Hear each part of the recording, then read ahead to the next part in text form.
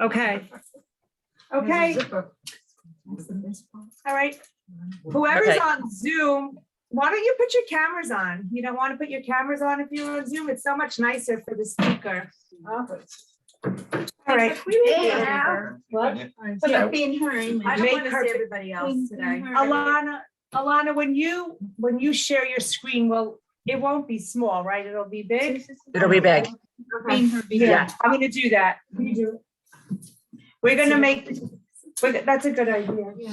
What are you doing? For this. What are you doing? Okay, good idea. Because that's what I would do. Oh. One sec. Okay, Alana. There we go. Good. All right, are you good, Alana? Are you fine? I'm good. Can Okay. everyone hear me? Yeah, thank you so much.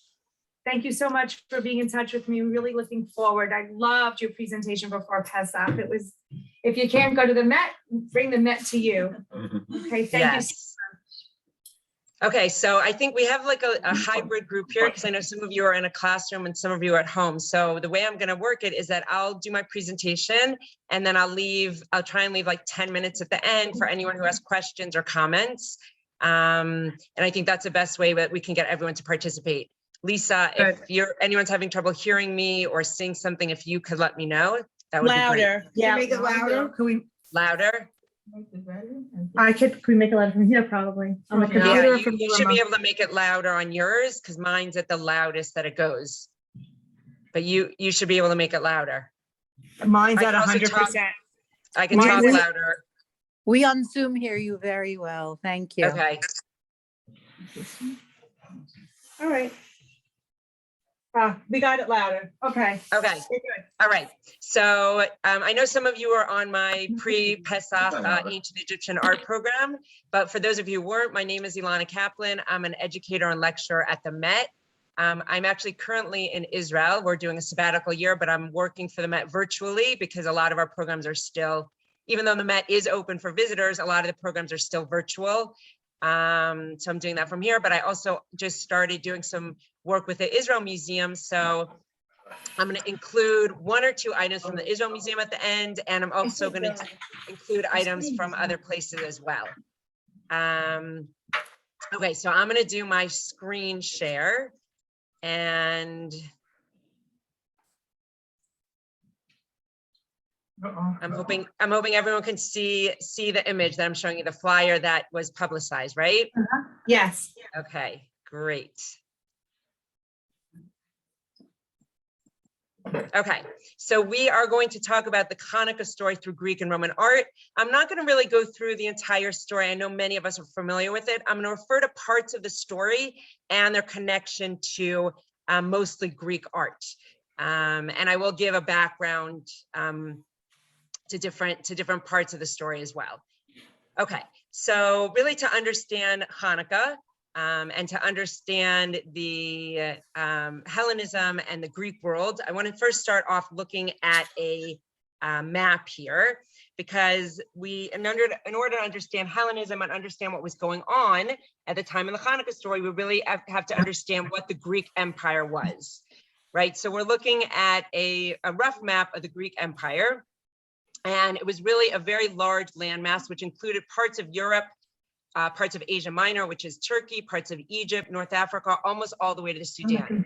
So this whole area was conquered by Alexander the Great. Alexander the Great, by the way, died when he was 32 years old, and he basically conquered this whole huge landmass. So he really achieved a lot. He died in 323 BCE when he was 32 years old, and he had only ruled for 13 years. So he really conquered a lot of land. We'll talk about him at the end. I'm going to show you a sculpture of him at the end from the Israel Museum, and we'll talk about him more, a little bit more at the end. But when Alexander the Great died, and by the way, I'm sure many of you are familiar with that, Alexander the Great came into Jerusalem. You can see Jerusalem here on the map. When he came to Jerusalem, he did not, he did not destroy the temple. He left Jerusalem. He left the Jews really autonomous. And as long as, they remain loyal and pay taxes, he allowed the Jews to run their own country. So, and he peacefully absorbed Jerusalem into his growing empire. So that's why Jews had a very favorable They liked Alexander the Great, and in fact, we know that many people named their children after Alexander the Great, and we still have a lot of Alexanders around today. So that was Alexander the Great. Now, when he died, because he died very young, 32, and he died pretty suddenly, and it's very interesting, by the way, any other information you want, because I don't have time to go into all of this, but for any historians out there, very interesting, you know, a lot of ideas about why he died, how he died. But anyway, he died very suddenly, and he did not leave a successor. So what happened in that case, his generals, he had 11 generals, and they basically fought amongst themselves and carved up his empire. So here I'm just showing you a map of the most powerful generals and the ones that are most relevant to our Hanukkah story. So if you see the area in yellow that I'm pointing to over here, that was taken over by, you can see down here, I put the notes in, by the Seleucid Empire. And that was taken over, that was founded by Alexander's, one of his general. And he really had this whole area, which you see, by the way, includes Jerusalem. The area in brown is the Ptolemaic Empire, which was founded by another general, Ptolemy. So those were really the two main empires that we have to worry about for our Hanukkah story. And so the Ptolemaic kingdom was basically, as you can see here, was based in Alexandria in Egypt, and the Seleucid kingdom was really more based in Syria, but also includes, you know, you can see here, Jerusalem as well. So now the important part to our story, right, is that you can see in this map that the land of Israel is really the bridge between three continents. And that's why it was such a pivotal piece of land, and why the Seleucids and the Ptolemaic Greeks really fought over who was going to control this area, right? Because it was really a bridge, and that's why the land of Israel often was fought over in history, because it's really a bridge between three continents. So around 180 BCE, we have Antiochus III. He was referred to as Antiochus the Great. He was able to conquer the lands of Israel, which we see here, right? He was a king of the Seleucid Empire. He was able to conquer the lands of Israel from the southern Ptolemaic Egyptian Greeks. By the way, the Greeks that he conquered Jerusalem from, they were the ones who had the Torah translated into Greek. You've heard of the Septuagint. But anyway, Antiochus III was able to conquer the lands of Israel from here. And then the Seleucid Syrian Greeks were in control of the land of Israel. And that's very important to our story. Okay, so so now you have an idea of what the areas that we're talking about, who the different empires were, and why they were fighting over Jerusalem, and why this area was so important to them.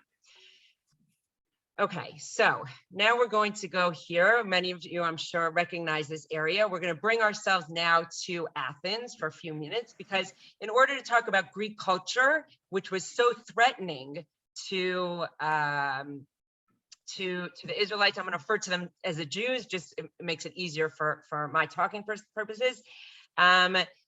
So we know that Greek culture was so threatening to the Jews. So in order to understand why, I want to go back to and look at Athens for a few minutes, right? Athens was we really have to talk about Athens, because Athens was, first of all, it was named after Athena. We're looking at Athens here. It was named after the goddess Athena. She was the goddess of warfare, the goddess of wisdom and art, many other things. And the Acropolis that we're looking at here was the Acropolis of Athens was an ancient citadel located on a rocky outcrop, and it was above the city of Athens, and it was built on the highest point of the city. The most important place on the Acropolis is the Parthenon, which we can see here in this picture, and that was a temple dedicated to the guardian goddess of Athens, which was Athena. It was also used, this area was also used for the Panathenaic Games, which I'm sure many of you have heard about. The Panathenaic Games were the precursor to our modern day Olympics. They would also have other things going on here. They would have theater, and this is really the area where Greek culture emanates from. And of course, Greek culture and Hellenism is very important to our Hanukkah story. Now, you know, we all are familiar with the story that how the Hellenists wanted to get the Jews to assimilate to the culture, and they were, of course, very successful and many Jews did become Hellenists, but we think of it as a very, I guess, threatening culture to the Jewish culture, but I don't think we always think about it how there's a lot actually in common philosophically between Hellenism and Judaism. And it's actually important to understand that in order to understand the Hanukkah story. So we will be talking about that as well. So the other thing to remember is that Hanukkah is actually the first exile where we were actually in our own land, but we weren't in control of our land, right? So I showed you the map when I was showing you the map, and I showed you that it was taken over by first Alexander the Great ruled the area, and then the Seleucid Empire. So we weren't in control of the land. The Greeks weren't in control of it. We weren't dominating our land, and we weren't a sovereign nation in our lands either. So even though we were in the land, we were in exile. We weren't ruling. So the Greeks came in, as I showed you in the map, and they came in with their culture. And what gradually was happening is that their culture was impacting the Jewish people, and many Jews started becoming Hellenistic Jews. In other words, they were adopting the Hellenistic way of life, which means that they were playing sports, and we'll talk about that more in length while we're looking at artifacts. They were going to symposiums. They were trying not to look circumcised. By the way, that was one of the things, of course, that Antiochus wanted to outlaw was circumcision, and we'll talk about that more. But the idea was that the Greeks glorified the human body, and we'll see that through a lot of the sculptures we're going to look at. So if they glorified the human body, the idea that the Jews would, take off a piece of the human body was really very threatening and antithetical to everything they believed about glorifying the human body. So Jews who were trying to become more Hellenistic, they were trying to hide the fact that they were circumcised. They were embarrassed about that. Remember that in ancient Greece, as we'll see in a few minutes, all sports were played without any clothing on. They played sports naked. All the Panicking Games, all the precursor to the Olympics, everything was done in the nude. So if you were circumcised, everybody could tell. So it was very hard to blend in if you were circumcised. But gradually, many of the Jews were abandoning their traditional ways, and it actually led to a critical mass of Hellenized Jews who were against the traditional Jews. So now you had Hellenized Jews, you had traditional Jews. They ended up fighting against each other. And when Antiochus was ruling, he had some Jews who were supporting him, the Hellenized Jews, some Jews who weren't supporting him, and who were fighting against him. And that leads to a lot of Jews fighting each other and bringing the Greeks into it. So that's our background for the Hanukkah story. And of course, the Hanukkah story is very unique from other stories because it wasn't a nation that was trying to wipe us out and we revolted. We actually were living in relative peace with the Greeks for a certain amount of time until the Hanukkah revolt. So they weren't really trying to wipe us out. They weren't trying to kill the Jews, but they were trying to, kill Judaism. They were trying to get rid of our culture. They were trying to get us to assimilate. And the real problem was that as I said before, there are a lot of similarities between the Greek culture and the Jewish culture, and that made it more enticing and more charming and more seductive. Sometimes cultures that are very similar to ours make it more enticing to us. So it wasn't the differences that was threatening, it was really the similarities. And this is very different than other cultures, right? With the Egyptians, the Assyrians, Babylonians, the Persians, we weren't seduced by their culture. The Jews weren't seduced by that. They were oppressed by all those nations, but they weren't seduced by their culture. So this is something very new, that the Jews were really charmed and enticed by the Hellenist culture, and many of them became Hellenists. Okay, so with that background, we are actually going to do we're going to visit a couple of museums before we go to the Met. And the reason that we're doing that is because Met actually does not have, I don't have a virtual tour of the Greek and Roman galleries at the Met because they haven't developed that yet. They've done the Egyptian galleries, which I showed you, and some of the other ones, but they haven't done a virtual tour yet of the Greek and Roman galleries. That's fine because there are actually many museums around the world any really large, important museum has a collection of Greek and Roman art. So we're able to look at other museums and able to see their collection of Greek and Roman art. Okay, so we're actually going to go to Athens together. We're now in the Acropolis Museum. And I just want to give you an idea. The Met has a similar look to it, where you can see there are a lot of sculptures here. A lot of these sculptures actually that you see in the Acropolis Museum in Athens are artifacts that were originally in or around the Parthenon, but in order to preserve and protect them, they brought them into this museum. So as we're going through here, and again, with these Google Street Views, you can't see things as clearly, but don't worry, I'll be showing you lots of things in my PowerPoint and you'll be able to see them very clearly. But I just want to get you an idea of some of the things I've been talking about, right? So you'll notice, of course, there are a lot of nude sculptures in Greek art. And that's, of course, because they glorified the human body in ancient Greece. And again, that's one of the issues that Judaism and the Jews at that time period had a problem with, this glorification of the human body. You'll notice that they put a huge emphasis on athletic ability and on athletic competition. And their emphasis was really on the idea of winning, competing and winning. Very, very important to the Hellenists, and not something that the Jewish religion was focused on. So that's something that you'll notice in these galleries. Again, a lot of these sculptures are don't have any clothing on them. A lot of them are broken, of course. Oftentimes because if they were found in a place that, you remember there was a lot of fighting right after Alexander the Great, and it was split up between 11 generals. So if certain sculptures were in areas that were being conquered, those sculptures would have been broken. So we have a lot of different pieces of sculptures, different parts of sculptures, but you get an idea of these large sculptures. A lot of them also are people who look like they are well-to-do people, they're intelligent, they're philosophers, again, all things that were very important in the Hellenistic society. Okay, so that is in Athens. The other museum that also has a large collection of Greek and Roman art is the British Museum. So here we're now in London, we're in the British Museum, and the British Museum actually has a room called the Parthenon Galleries. And in these Parthenon Galleries, they have a lot of friezes from Parthenon. And the reason they have that is because the British Museum was part of the excavations of the Parthenon. So they were able to take some of those excavations to the British Museum. And that's very unique. Anyone who has a chance to visit them, they're really amazing rooms. And the galleries were actually designed to contain the Parthenon sculptures and the friezes as well. So by the way, we're talking about, of course, the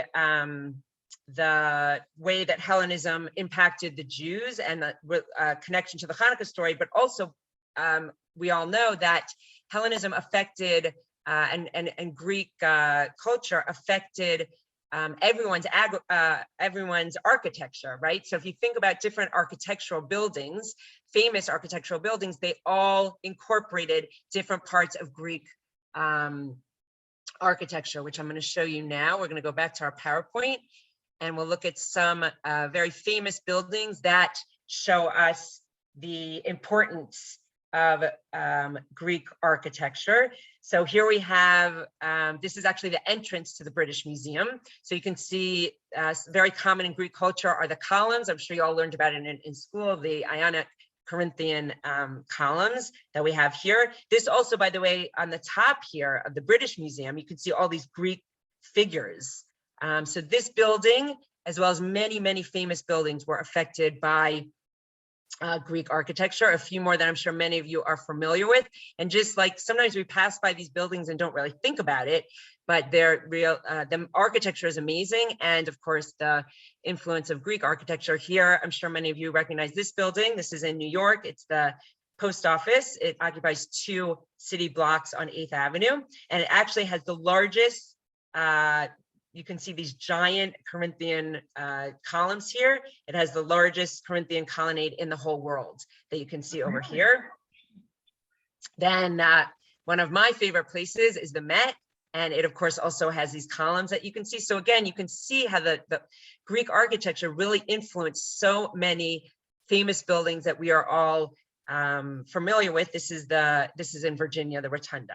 Okay, so again, the Hellenistic architecture, it's very common in the West. We notice all the columns, the triangular shapes, it's all based on Greek culture. And so this is, we're talking in our Hanukkah story, how Greek culture and Hellenism kind of infiltrated into Jewish society, but we're seeing how it really affected architecture around the world. Okay, so now we're going to visit one more space before we get to the Met artifacts. This is really cool. I didn't know anything about this, but during COVID, a lot of us museum educators were visiting museums around the world virtually. This museum was actually introduced to me by a colleague of mine here in Israel, Nachliel Sullivan, and he introduced me to this very interesting museum. I'll take you to the front of it. Now you'll notice we will not be able to read the name of this museum because it's written in Greek. We are now on the island of Crete, where there's a very unique museum. Let's see if we go inside of it. Maybe if we look inside for a minute, you might have an idea of what this museum is about. And this is a museum. The Frank Lloyd Lighthouse. I was thinking of him. This is a museum that is all about olive oil. Here we go. Maybe if you see this, it'll, some of you have visited different places in Israel where you can see like old oil presses and things. This might look familiar, but this is the Museum of Olive and Greek Olive Oil. Of course, olive oil was one of the most important exports of Greece from thousands of years ago until today. Some scholars suggest that the making of olive oil actually began in Greece. And we know that the Greeks used a lot of olive oil. And of course, that's very important to our story, which we'll talk about. So this museum is it's a really interesting place. I've never been there, but I've visited it virtually. And they have a lot of things to show how they used to make olive oil in ancient times. A lot of things that we can't read because it's most of it's written in Greek, but it's a really cool museum.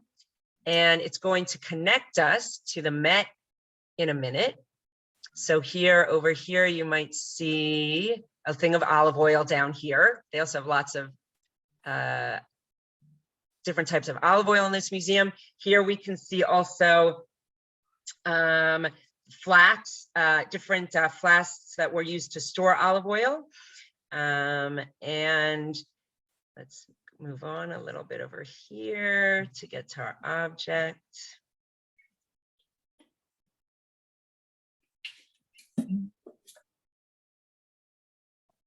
Here we go. That's exactly where we want to be. Okay. So,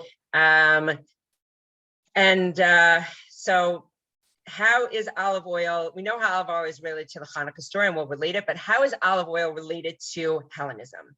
Okay, so we're looking here at if everyone can see this, and I know it's not a great view, but don't worry, I'll show them larger. I just wanted you to see it in a museum. This is actually a Greek vase or amphora, and you might be able to see people running on this vase. It looks like a race.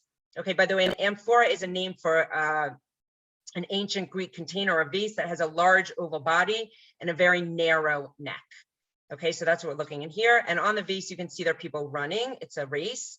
So there are many connections between olive oil and this race that's depicted on this. And if you just take a couple minutes to think about it, you'll probably think of some of the connections. And of course, the connections between this race, which was performed in the Panicking Games, as I explained, which was a precursor to the Olympics. What would happen is the person who won this competition the prize would be this vase, this prize amphora that we're looking at here. So now I want to show them to a little bit larger, and we'll see some of them from the museum. Okay, here we go. So now we're looking at objects from the Met. Now, again, I don't have a virtual tour of them because the Met hasn't developed that technology. They haven't put their Greek galleries on their virtual technology yet, but we will be able to get to look at these objects really close up. And these are all objects in the Met. The Met has a fantastic collection of Greek vases. We probably have, I think we have about 5 rooms full of them, and they're we have hundreds of them. So we have one of the most comprehensive collections of Greek vases. So let's connect this to olive oil. Let's connect this to the Hanukkah story, and let's connect this to Hellenism. Okay, so we are looking here at what's called a Terracotta Panathi prize Amphora, which is a fancy name for a clay jar. This is from around the year 550 to 560 BCE. So that is much earlier than our Hanukkah story, which we're talking about, which is really in like the 160s BCE. But these vases were made for many, many years. And this is called black figure style in terms of the art style, because you can see all the figures are in black. So this is actually the earliest Panathinaik amphora in the collection of the Metropolitan Museum of Art. And we'll compare it to some of the ones that we see later on. So what do we see here? We see on one side of the vase, on the left side that I'm pointing to here, we can see it's a race. This was a race of about 200 yards that people are competing in. Again, notice that the people are competing without any clothing on, because that's how they, that's how they did Olympic and any sports activities were performed in the nude. On the right side, you can see the figure of Athena. Athena, of course, was the goddess of the Panicking Games, so she was on every single one of these prize amphora. So what would happen is whoever won the game, they would get this as a prize, and it would be filled with 42 quarts of olive oil. Okay, so we see how important olive oil was at that time period. So now looking at this and looking at, this is one of the competitions in the Panathinaik Games. I had many different competitions, and we'll look at that. But I just want to give you a little bit of a background of these games, again, because it shows how important sports, exercise, athletics were in ancient Greece. And again, how that was really, that was not something that the Jewish people believed in. Of course, they didn't believe in this glorification of the human body and going around, without any clothing on. So we can see how it was very threatening. So the Panathinaik Games, just a little background to them, they were held every 4 years in ancient Greece from 566 BCE until the 3rd century AD, so for a long time. And the games incorporated religious festivals, ceremony, including prize giving, which we see here, athletic competitions, and also cultural events. They were all hosted in a stadium. So unlike today's Olympic Games, which is pretty much sports, the Panathinaik Olympic Games also included music competitions as well. The games were played across the cities of Greece, and they would actually stop fighting, even if they were in the middle of a war. Like during those wars after Alexander the Great's time, they would stop fighting wars in order to participate in the games, because they believed these games were so important. And the reason they were so important is because they were a way to bring glory to your country, the glory of Greece, the glory of sports and music, the glory of competition. So this is this concept that we're all thinking about probably sounds familiar to us in the West, right? This is a concept that the West has incorporated. So we haven't just incorporated Greek architecture, we have incorporated their obsession with sports, right? Think about how much we invest in winning games. Any of you who have kids or grandkids who play sports, people like to win. Think about the Super Bowl, the World Series, all those kind of things. And the Olympics themselves, right? What people do to prepare for the Olympics and, dedicate their lives to that. That is all an influence from ancient Greece, from the original Panathinaik Games. Okay, so as I said, this was a prize for the competition. It would be filled with olive oil and given to the winner of the competition, called the amphora. And now olive oil, as I said, when we were looking at the museum, was very, very expensive in ancient Greece. It was almost like, I heard someone refer to it as liquid gold. So this was a very expensive prize, not just the vessel itself, but the olive oil that was inside of it. So now, of course, olive oil is important to our story of Hanukkah, right? Because we're all familiar with the story of Hanukkah, when the Greeks defiled the Beit HaMikdash, the temple. The Jews only found a small amount of olive oil that was untouched, that was still sealed with the seal of the high priest, the seal of the Kohen Gadol. The rest of the olive oil had been defiled by the Greeks. It couldn't be used.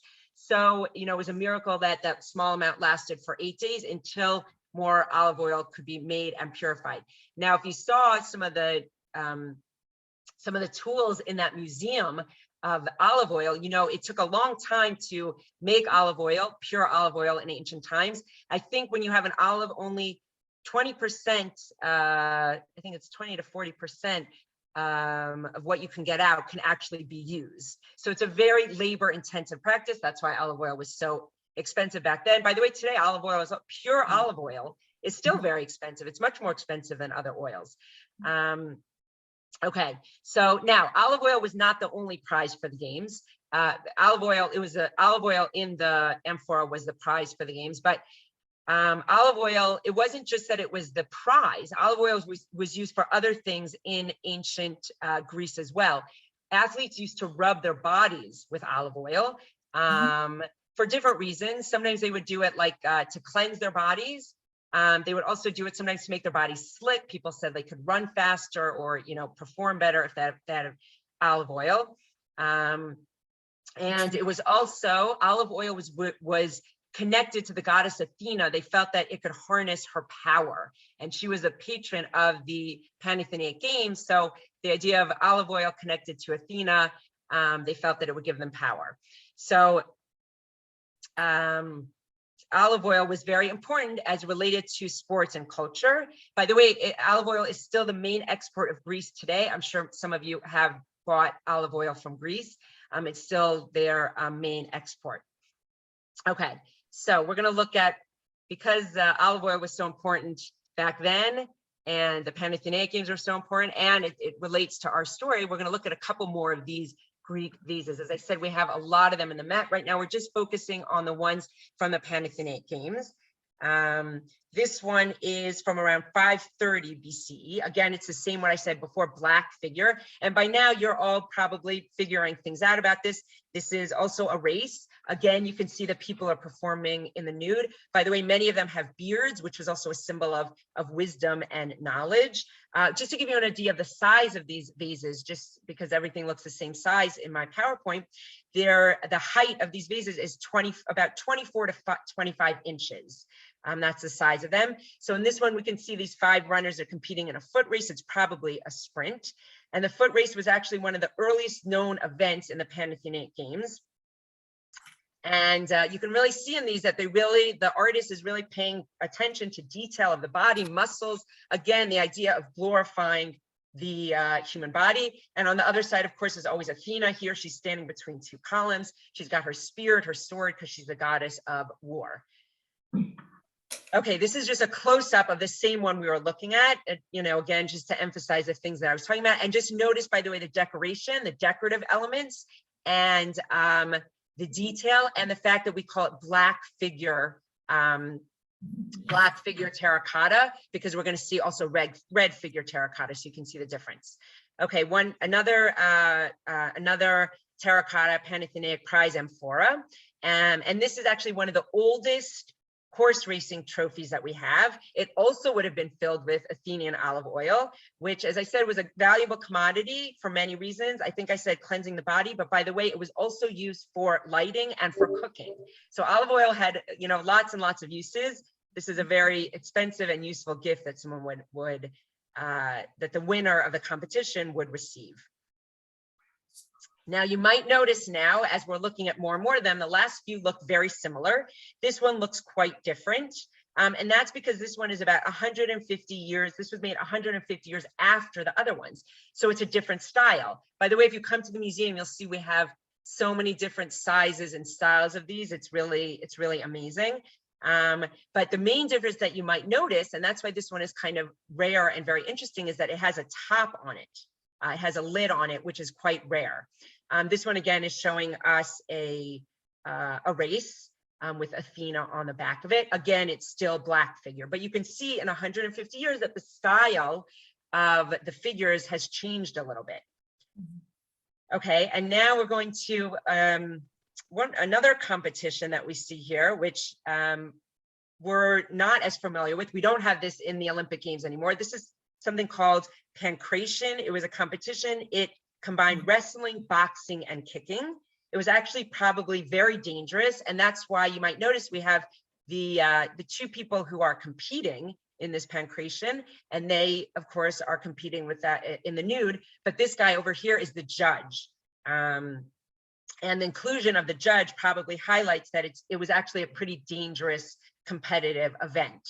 But look at how the judge looks like, you know, a wise elder. And again, the Hellenists, the Greeks, put a lot of emphasis on wisdom and knowledge as well. And that's something similar that they had to the Jews. And on the other side, of course, we have Athena on the other side. Again, this is a black figure vase. And the last one that we're going to look at together is this, another prize Amphora, and I'm sure you all see what's going on here. This is a chariot competition, which was very popular in the Panicking Games, but something we don't have anymore. But we have the chariot race. Interestingly, the guy on the chariot is clothed, right? Because this is not about him competing. It's more about the horses and how fast they go, right? It's not about him, you know, running. Interestingly, that you might have noticed that Athena's shield is a little bit different than in some of the other ones. On her shield here, we have the motif of a Pegasus, or like a flying horse, and it relates to the horses in the competition. And it's interesting because the horses actually appear to be flying over the ground, similar to Pegasus, which is a flying horse. So there's a connection there. Now, I wanted to show you also here another object that we have in the museum. We have a number of these. It's called a Stridgel, or a scraper. This is from the 5th or 4th century BCE. And just to give you an idea of the size, the length of it is a little less than 7 inches. So what would this be used for? You might have gotten an idea. This is something that they would use to scrape olive oil off of their bodies. So olive oil was used for skincare, which it's still used today for skincare, and it's used in different skincare ingredients. But in ancient Greece, a lot of times they would put it on their bodies, both athletes and other people. After they put it on their bodies, they would use this to you know, clean off their, kind of scrape off the olive oil and clean their skin. And we have pictures of these on many vases, which indicates that athletes also would follow this procedure after they exercise. So again, this is just showing us the whole idea of the Greeks glorifying the human body and how important that was. Why, again, pointing out why circumcision was so threatening to the Greeks, why it was outlawed by Antiochus. And all of these objects can really highlight that part of the story. Okay, so here we just have a few more objects from the Panicking Games. We have a bronze statue of a discus thrower. So they also did discus throwing in the ancient games. This is from the 5th century. These are tiny sculptures. The height is only 3.5 inches. But again, it really highlights the obsession of the Greeks with the human body and glorifying the human body, something antithetical to Judaism. And this is a bronze athlete from about 450 BCE. The height is 8 3/8 inches. We're not sure if this is a runner who's about to take off or a jumper who's just finished the long jump, but those were both competitions that they participated in ancient Greece. And now to go from the really small to the really big, this is a very, very famous marble grave marker in the museum. It stands more than 10 feet tall. And you can see there's a youth here and a small girl. And again, it brings all the things that we've been talking about together. This is from around 530 BCE. It's made out of marble. And it's actually the most complete grave monument of its type to have survived from this time period. It actually has an inscription on it, which says, in Greece, it says, to dear Megalkes, which is this person over here, on his death, his father and his dear mother set up this monument for him. So he was a youth when he died, and he's shown as an athlete. How do we know that? He's shown in the nude. And he's also, if you can see, hanging from his arm is a little oil flask suspended from his wrist, which indicates that he was an athlete. And of course, athletics was a very important part of every boy's education. The oil would have been used either to cleanse him after exercise or to make him go faster. But he's being shown on his grave marker as an athlete because that was glorified in ancient Greece. He's also holding in his hand, you might see an upside down pomegranate. And that was a fruit that was associated both with fertility and death in Greek myths. Perhaps it indicates that he had reached puberty before his death. This is a girl next to him. It's probably his little sister, and she's holding a flower in her hand. Now, this is a very, very lavish monument. It stands over 10 feet tall. So we think it probably was erected by a very wealthy aristocratic family. That's why we have it here. Okay, so now we're going to go on. This is a case in the museum. We're going to go on, and we're still can see that we have lots of vases, but we're going on to another important topic, which is Greek warfare, which of course is certainly related to the Hanukkah story. So when we think about Hanukkah, we don't only think about the olive oil, but we also think about the war, right? And the miracle of the few beating the many. So we really have to understand what we were up against in terms of Greek warfare. So the Met has a large collection of vases. I just showed you ones that showed the Olympic Games, the Panicking Games, but we have so many of them that show ancient warfare, which you can see in here, people fighting, swords, shields. You can even see some armor in here, right? Ancient Greek armor. We have a collection of helmets, shields, shin guards, knives, and then of course, all these vases that depict ancient Greek warfare. So fighting in Greece was very important. It was part of your honor. You represented your family, you represented your country and your status.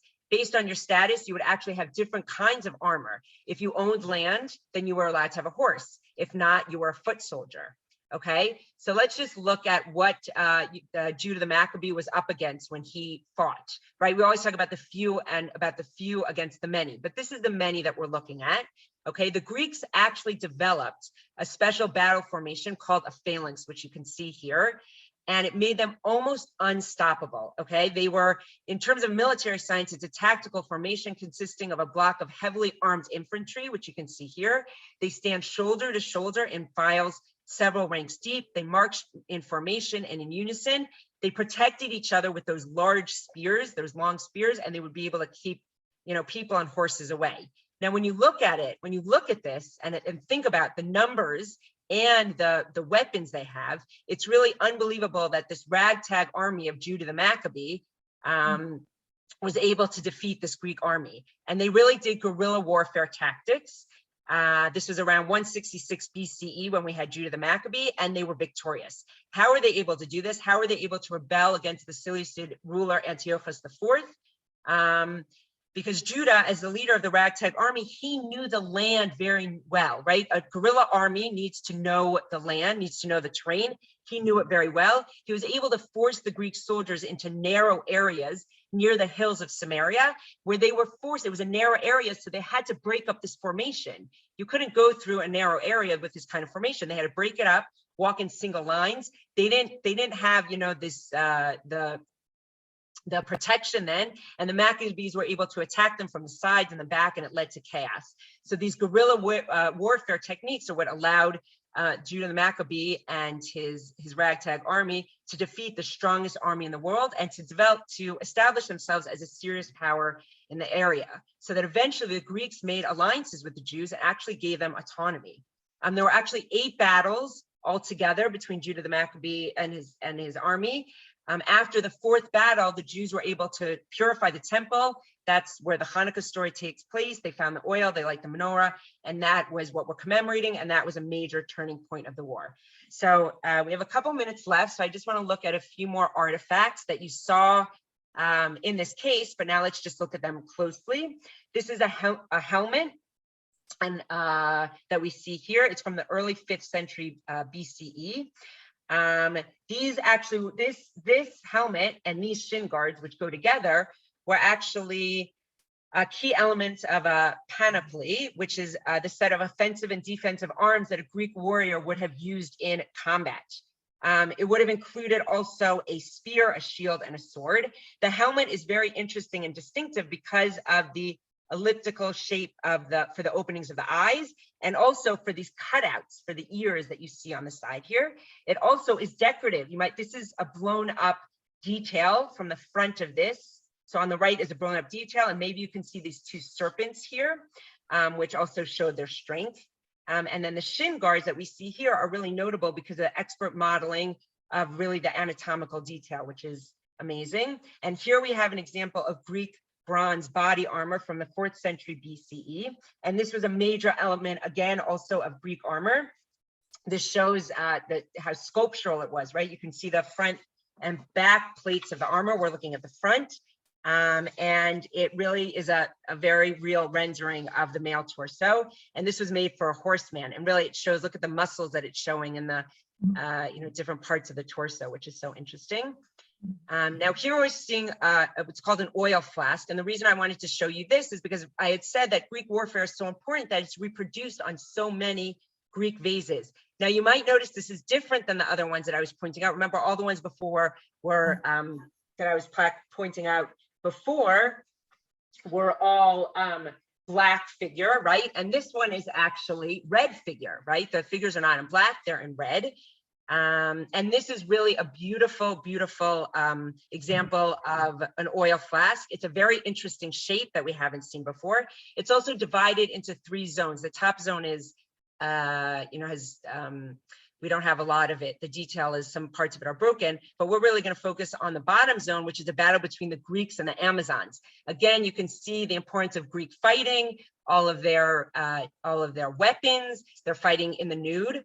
So warfare also often was done in the nude. By the way, the women they're fighting are Amazons, and we do think that the Amazons were real warrior women that did exist. They weren't just in mythology. Greek mythology, basically, by the way, was based on a lot of true events that happened in ancient Greece. So they show these Greek warriors, and again, Greek warriors were exalted in, like athletes, they were exalted in ancient Greece.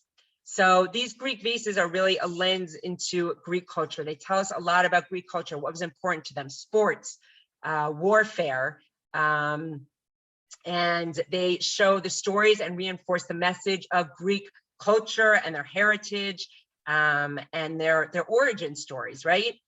So the Greek vases really tell us a lot about Greek culture, which is why I spent so much time on it. Now we're just going to look at one more thing that was very important in ancient Greece, which was the Symposium. The Symposium is also shown represented in Greek vases. In ancient Greece, the Symposium was part of a banquet that took place after a meal, where drinking for pleasure was accompanied by music, dancing, recitals, and conversation. There are actually some opinions that say that the Passover Seder was modeled after a Greek symposium, because at these symposiums, they used to recline, they would tell stories, they would sing songs. Sounds familiar to us. But the symposium was where Greek culture happens, right? And what is culture? We talked about that before. It's people's stories, their traditions, and their music. Now, keep in mind, I'm sure you noticed as we've been looking at things, that Greek culture was very misogynistic, right? It was very prejudiced against women. We didn't see any women in athletic games. We didn't see any women warriors. The Amazon were not Greek. Those women were not part of Greek culture. And the Symposium also was only for men. Women were only there to entertain, but they weren't part of the Symposium. It was a male-oriented activity. In fact, Socrates, his Symposium was about what he wrote about men at a dinner party and their discussions. They would drink wine at these parties. By the way, in Greek culture, very different than in Jewish culture, in Greek culture, wine was used to elevate yourself, to get yourself in a higher state so that you could discuss philosophy, as opposed to Judaism, where wine is really used to sanctify things, to elevate things and to sanctify. Okay, so we're looking here. This is one of my favorite, actually, objects in this area of the museum. It's from 550 BCE. It's actually much larger than the other ones we were looking at. It's 22 inches by 27 inches. And again, we're back to black figure. And this is it's called a terracotta column crater, but it's a bowl used for mixing wine and water. So as I had said, the Symposium was really kind of like a drinking party. And it was a very well-established feature of Greek and Athenian society. So this vase is very interesting because it represents the 3 things that were discussed often in the Symposium, which was wine, women, and song. But the Symposium, they also said in ancient Greek, they really saw it as an institution that allowed citizens to interact and to talk, to conduct business, and to have serious conversations. But this was a very important part of the Symposium, this bowl for mixing wine and water, and then they would serve it. They would dilute their wine, and then they would serve it. This one is also so interesting because the mythological story that's being told on here relates to wine as well. This is in the middle here. It's Dionysus. He was the ancient god of wine in ancient Greece, but you can see he has a vine coming out of him, and a wine kind of decanter, and he's wearing a vine on his head, and then he's surrounded by these mythological satyrs and Maenads. But again, this shows what the symposium was like, the importance of drinking wine and talking about wisdom and philosophy, just to talk about wisdom and philosophy, but not for any deeper meaning, which again was very important to the Greeks, and where it was very threatening to the Jews, because they were attracted to this idea of symposium, of drinking wine.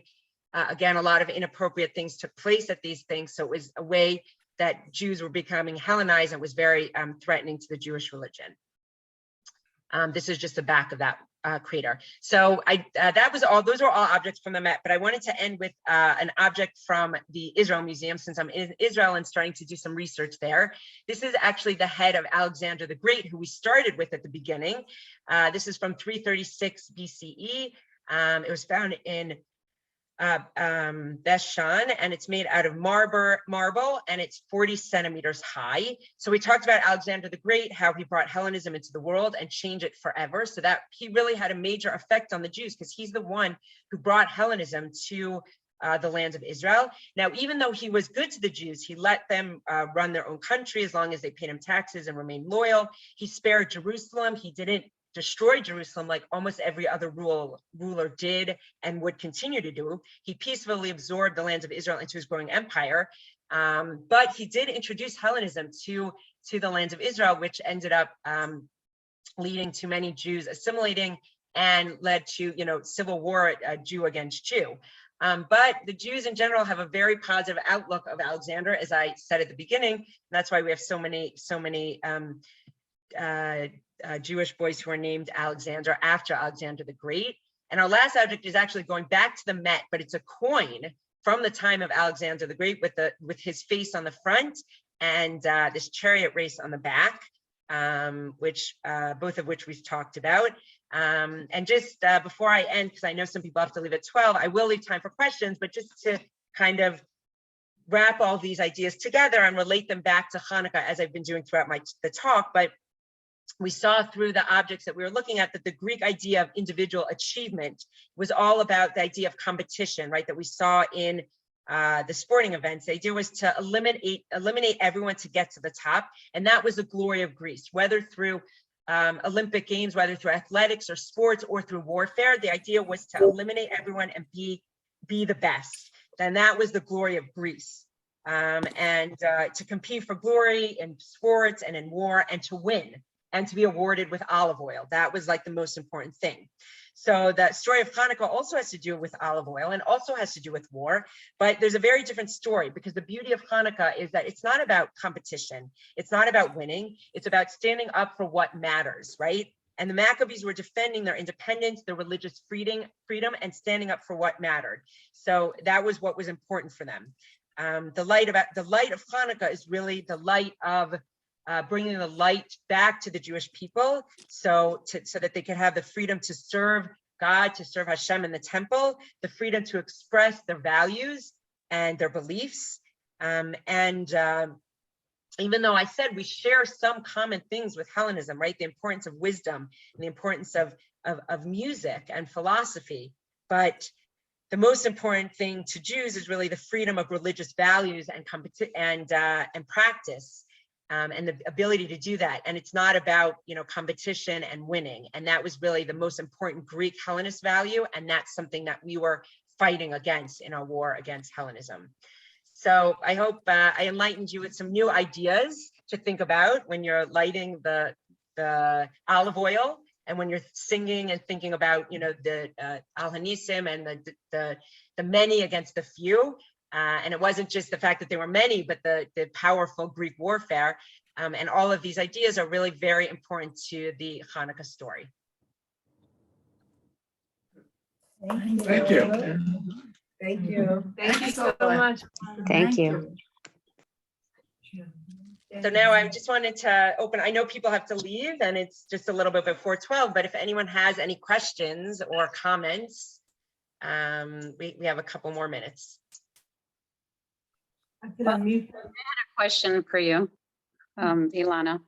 Yes. You had said about, how the oil that the Greeks, maybe they introduced oil to us, but weren't we lighting the menorah way before the Greeks came in?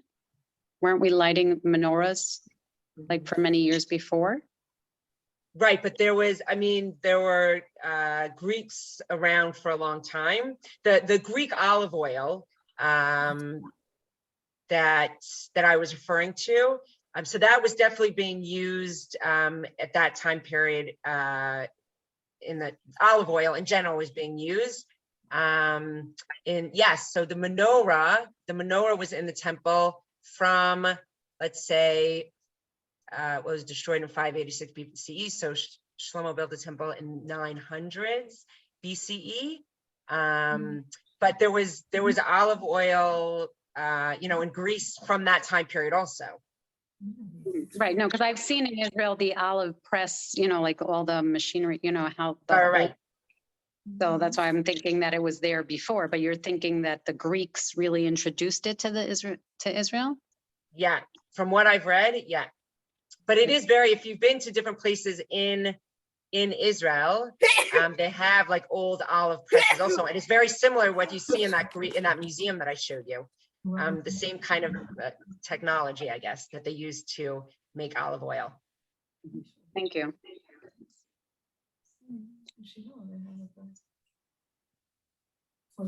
Yeah. Any other questions or comments? I had a question. Hi. Hi. How is this all still on after all those years? Like, where were they found, and how did they continue to be in such amazing shape?